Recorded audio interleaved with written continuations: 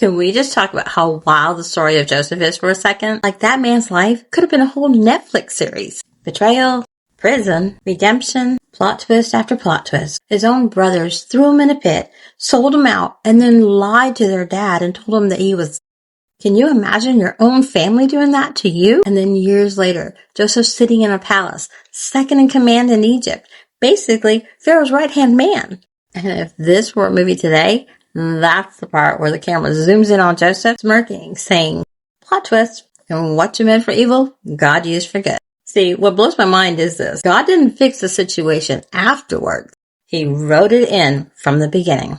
The betrayal, the pit, the prison, it was all part of the preparation. Every heartbreak, every setback, every why God moment was setting up the very thing the enemy thought would destroy Joseph. And here's where it gets deep. When Joseph's brothers came back starving during the famine, Joseph could have been like, oh, now you want my help. But he didn't. Instead, he said, don't be afraid. You intended to harm me, but God intended it all for good. He brought me to this position so I could save many lives. That's not revenge. That's redemption. And that's the kind of forgiveness that only God can plant in your heart. And maybe you're in your pit season right now. And maybe you're the one who's being betrayed, talked about, lied on, or left behind. Maybe life threw you in the pit and sold your piece to the highest bidder.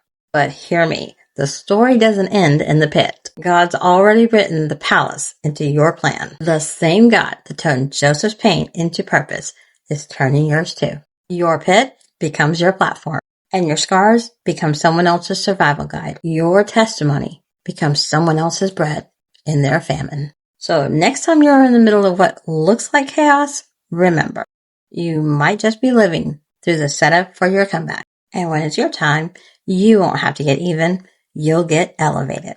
Because with God, every story that was meant for evil becomes His glory.